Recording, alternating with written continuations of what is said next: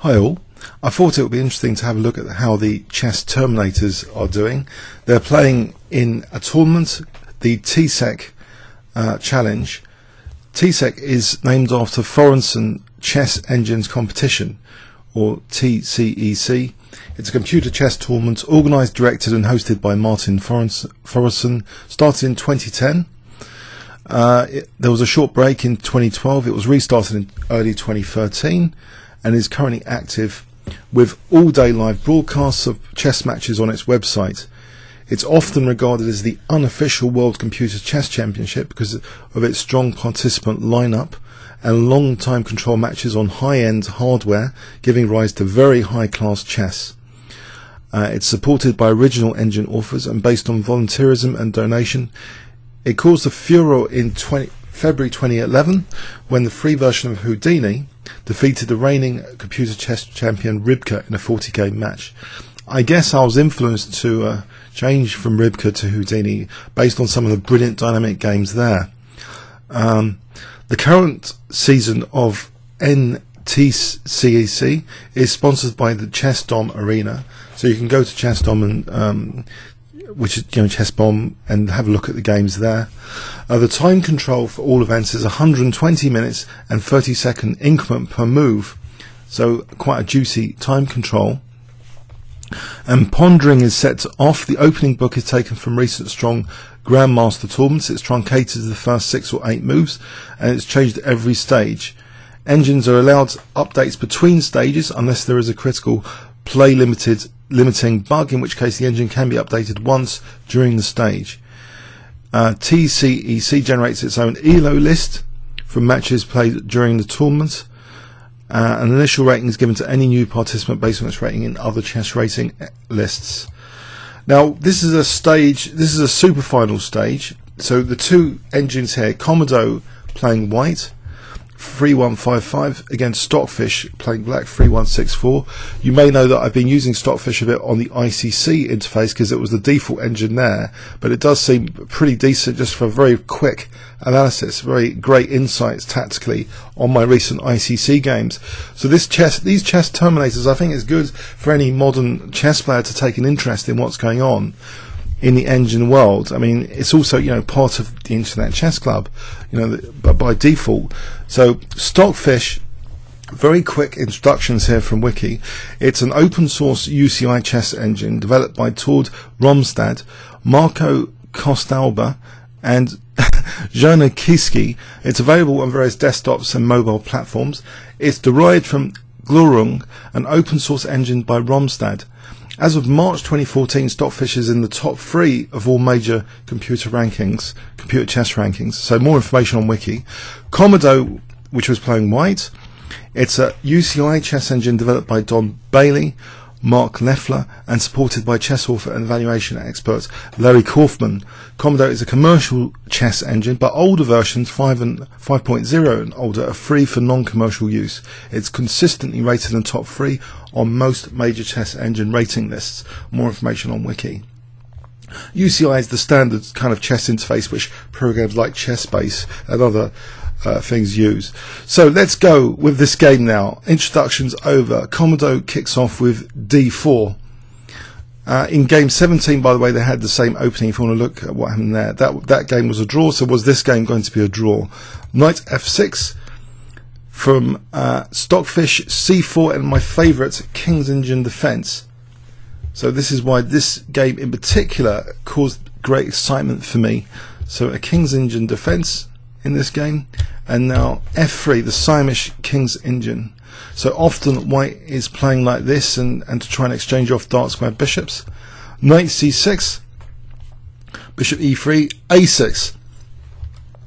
It looks as though b5 is on the cards in principle, but at the moment it's locked down from white, this kind of counterplay, and white in fact prepares to still castle queenside. So queen d2, rook b8.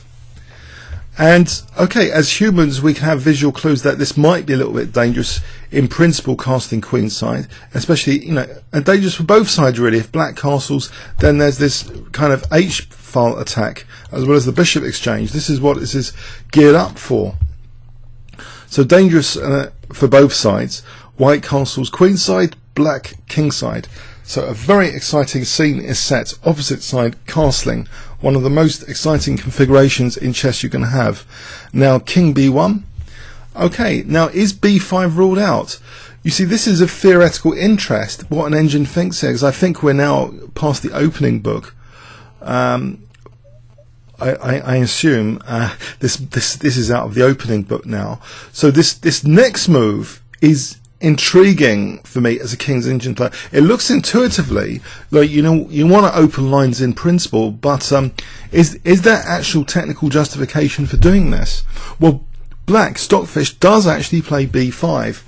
I think it is an engine which does favour dynamic aggressive play, so it's prepared to sacrifice a pawn here to, you know, get that line opened. And of course, if we have coordination of the fianchetto bishop and the rook here, this could be a dangerous scenario one day, this kind of coordination. So white does take on b5, a takes, bishop takes b5. Okay, now knight a5 is played. So I'm going to put in my own little kibitzer here, Houdini from here. Let's see what's going on here. Knight a5 looks at the c4 square. If a knight can come to c4, that would be very dangerous for coordination for the rook. But the bishop guards c4.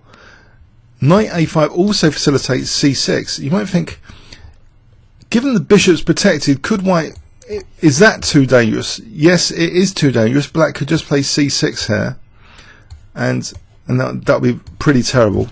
So there's no immediate way of being able to exploit knight a5. White just plays knight ge2, and that's the recommendation of my Houdini here. But my Houdini indicates this position is about equal 0.00, as though there's enough compensation going on here. c6, bishop d3, and now, you know, team play from the pieces, bishop e6. They're both looking at c4. For me, this looks already like an exciting position to play with the black pieces. And, you know, white's going to be tied down potentially to the fence here and not going to have time for its own, not his own or her own, its own kingside attack here. But nevertheless, h4 is played. So can the attack of black be faster than white's attack? We see rook b7 here. So this move facilitates, it seems, things like queen a8 now, and maybe doubling like this. So that would be pretty useful, because you can have pressure on b2 and a2. After knight f4 though, in this particular position now, white wants to get rid of that light square bishop. That c4 square now is used. Bishop c4. Black would like to get rid of, or put a knight on c4, get rid of white's light square bishop. Now you might think, well, is bishop c2 here possible? I'm not sure this is a good idea in this position. White's getting a bit passive with queen b6 or queen a8. These both look like it's a very fun position for black. But okay, white actually played queen e2 here, and now queen b6 anyway. It doesn't matter about this piece. White is tied down already to b2 here tactically. So it looks a little bit on the dangerous side, this b file. Just in principle, from a human point of view, intuitively, it looks as though this is easier to play from black's perspective. Now, I've often thought, you know, when we analyse our own games, technically with engines, often they'll come up with scientific moves which often lead to difficult to play positions. But it seems, you know, black is playing like a human here to get a more easy to play position, but they're both as technically precise as each other. So can this actually lead to white collapsing here, this pressure here, because it looks easier to play for black? White plays bishop takes c4, knight takes c4. The knight's immune because a queen takes b2, checkmate. White plays b3 now. And now we see queen b4 hitting the knight on c3. That's protected. And now a fantastic move here, and logical.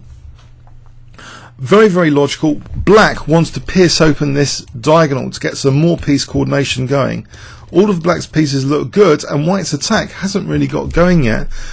Can you see what black played in this position to try and rip open this diagonal? If I give you 10 seconds, you might want to pause the video now. What would you play here with black?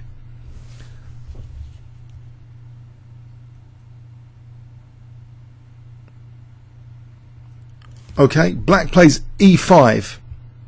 So the idea is to dislodge that pawn, not take here. That will close in the bishop. So we see after d takes, now the crucial continuation idea is to take out that pawn to try and rip open this diagonal. We see knight to d7 now. Fantastic way of playing the King's Indian defence. This King's Indian bishop, this knight can go to c5 to put pressure on b3.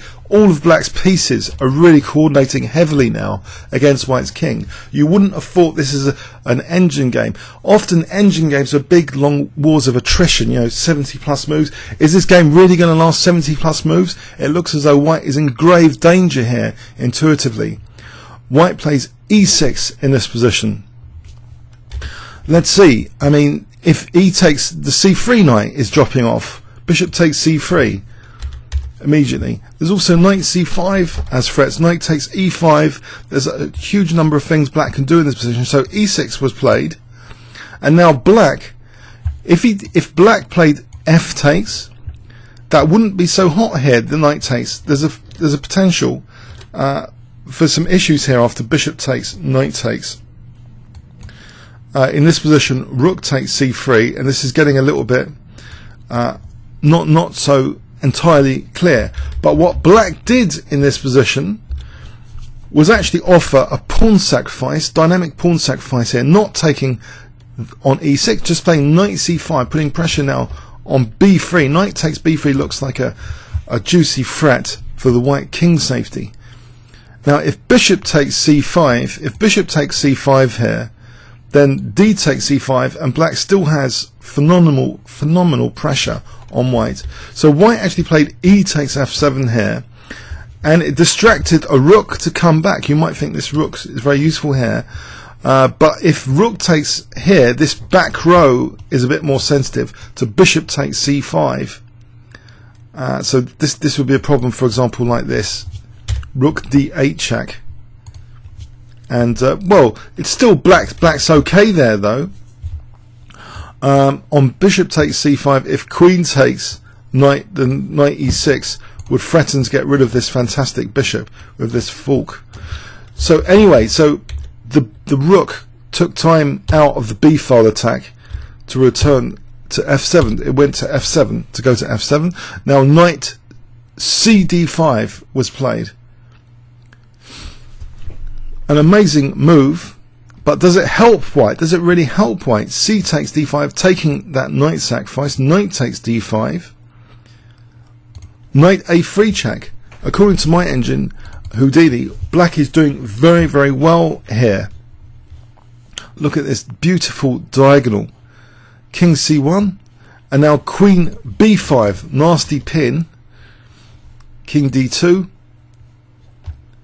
and now it looks as though black has many good ideas here and simple moves. Even knight takes d3 looks simple and strong, but we see knight c4 check. So if b takes, queen b2, this will be very nice for black. Knight takes, queen takes g2. This is a very nice position. So after knight c4 check, king e1 was played.